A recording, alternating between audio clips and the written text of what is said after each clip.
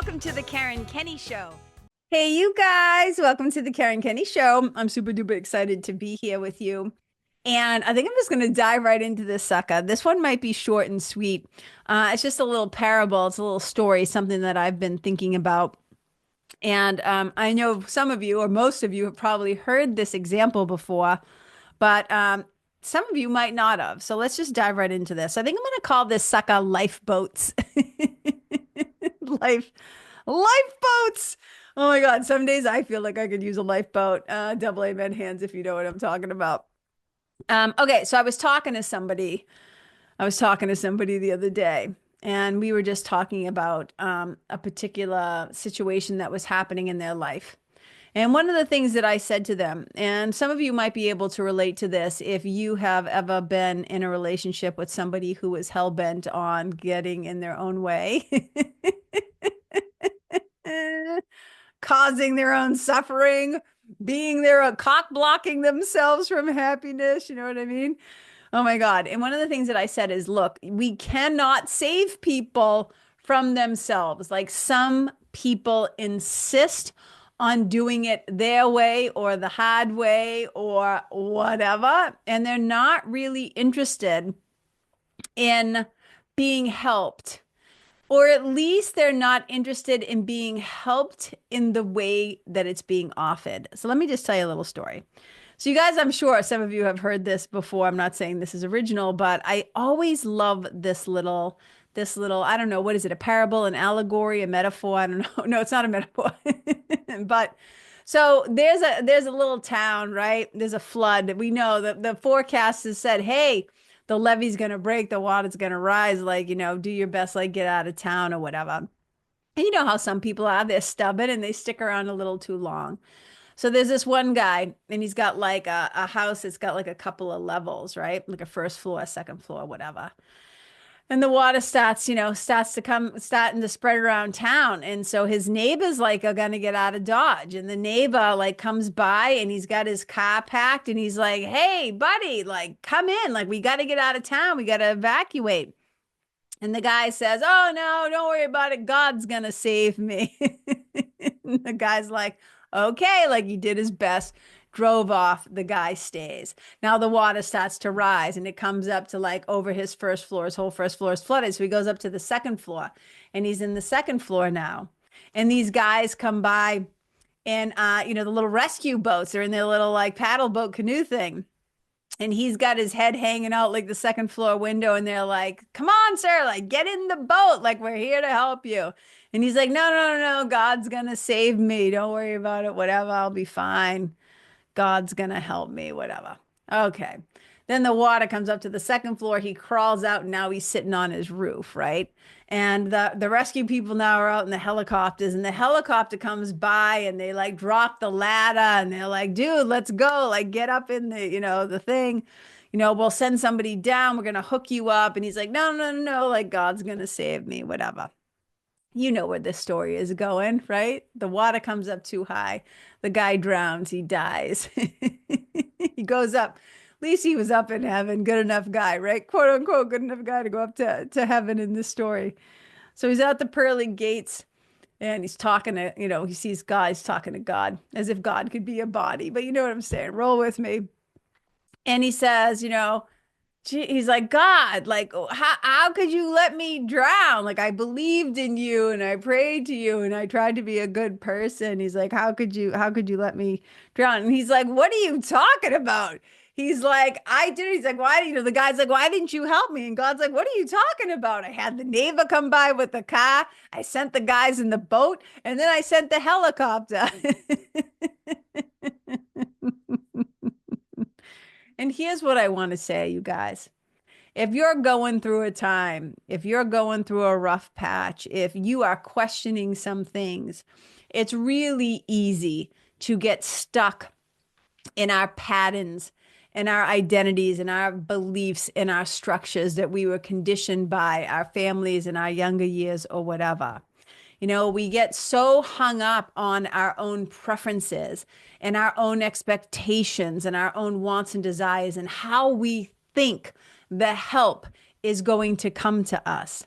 And a lot of times, right, the answers or the help or the solutions do not come in the forms that we expect. And if we insist on assuming that the answer is going to come from this person or this book or that thing or whatever, this institution, this doctor, this therapist, this whatever, if we insist that there's only one right, acceptable way that answers can come to us, um, if we're gonna be missing out on a lot of opportunities to learn, to heal, to get better. Because even though, like sometimes, even let's just forget external things, like sometimes the greatest answer lies within us, but we don't even think, it doesn't even occur to us to look inside for our own wisdom, for our own internal teacher. But sometimes a book's going to fall off a shelf or somebody's going to step in front of you and you're going to go like, "Oh, they can't possibly know what I'm going through. They can't possibly know the answer." And it's not true, right? Sometimes we expect or want or insist the help to look a particular way, you know? And I know like there are some people who like won't take help from women. They don't think women are good coaches or whatever, right? Or they won't take help from somebody who's a different race or somebody who's gay or somebody who's this or this or this, or they don't think that this person could possibly understand them because they're too old or they're too young or whatever. And we get really hung up in these very narrow like perceptions. And they keep us from getting help, and they keep us from healing, and they keep us from discovering some gems. You know what I'm saying? And I was just thinking about this. Sometimes you just can't help people if they're not willing to be helped and they're not willing to be open-minded enough, open-sighted enough, open-hearted enough to maybe discover a solution or a something, a system or a tool or a new way of being or thinking, because they really are just hung up on, they're in that like, I know, right? Like, I know it's supposed to come from this. It's like, yeah, no, but sometimes the divine, I always say, Holy Spirit's going to use like whoever and whatever they can. And whether that's showing you a license plate, whether that's a song coming on the radio, whether it's you seeing the spine of a book in a bookstore, you sitting in a waiting room somewhere, and all of a sudden that exact article that you needed to read, or your friend sends you a funny text, or you bump into somebody random when you go to get a coffee or whatever. I really do think that, call it your spiritual team, call it your divine helpers, call it whatever you want to call it. I do think that there is a force of love that is often trying to help us, but we have to be, as I always say, we have to be open for business. And I come at this too from, and I've talked about this before in other ways, how a lot of times people have tried like every other thing, like they're suffering. And so they're like, "Oh, I'll go to therapy," or, "Oh, I'll go to yoga," or, "Oh, I'll invest in this business coach," or, "Oh, I'll do this thing," or, "I'll do that thing." And one of the last things that they consider is working with a spiritual mentor. And I'm not a typical quote unquote spiritual mentor. And in fact, when I like Google, when I Google spiritual mentor, I kind of cringe a little bit because it's often associated like with religion and churches. And not that there's anything wrong with that, but I think that those words have been kind of pigeonholed, like spiritual advisor. And I'm kind of like, I don't know, a spiritual coach, call it a spiritual mentor, whatever. It's not that. But even that word spiritual has been co-opted. And a lot of times people don't think that the solution can be in the spiritual realm. But I'm not like a typical spiritual mentor. I also bring in all these other tools and all these other points of views, everything from being a yoga student and a passage meditator and a yoga teacher for like 25 years, and somebody who comes from a background of Reiki and Thai yoga massage, and I'm a writer and I'm a storyteller, and I know the power of narrative and telling your story, and the power of having a DSP and being a hypnotist, and knowing like the power of coaching the unconscious mind and tapping into conversational hypnosis. And there's a lot that kind of comes into this work. And I'm not trying to like just do, I'm not like here to like do an advertisement, like a marketing like promo for myself. Although it's my podcast, I can do that if I want to.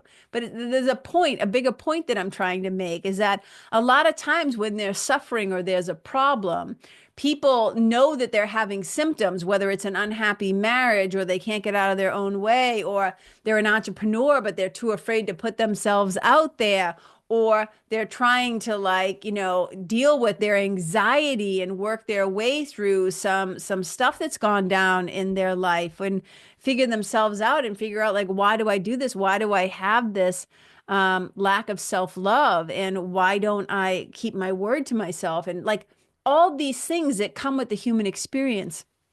And yet sometimes a spiritual mentor will be the last place that they would look for help or look for the solution. And I'm just here to tell you, if you've come across me in your social media feed or you've been listening to this show for a long time and you've tried a lot of other things and things weren't working, why not? Why not give it a shot? Why not come and join the nest for 1 month, $50, see how it feels to be a part of a community that maybe does things a little bit differently. Maybe you want to try working with me one-to-one for 4 months and see what kind of progress you're making. Because I can tell you that the people that I have worked with and do work with, they do experience great change. And it's change over time.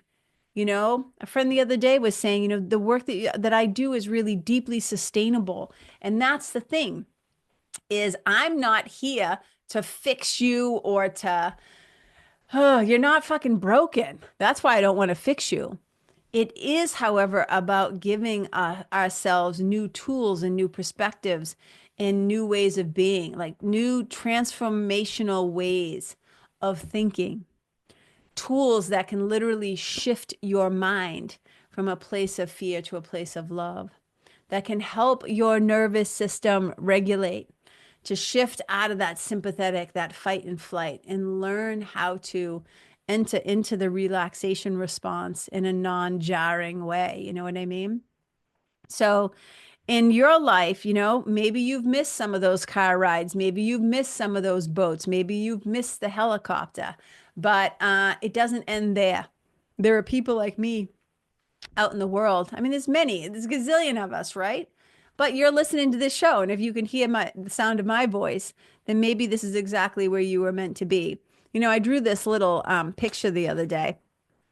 I had my sweetie write the words because his handwriting is a lot neater than mine. So if you're listening to this and not watching this, I'm just going to hold this up so you can see it. And I was talking about like, these are the elements of the stuff that I do. So what you basically have is at the center of this picture is a hat, a red hat that says love in the middle of it. And around that hat is a triangle. And the words around that hat say mind, body, spirit. And then around the triangle, there's a box. There's a square.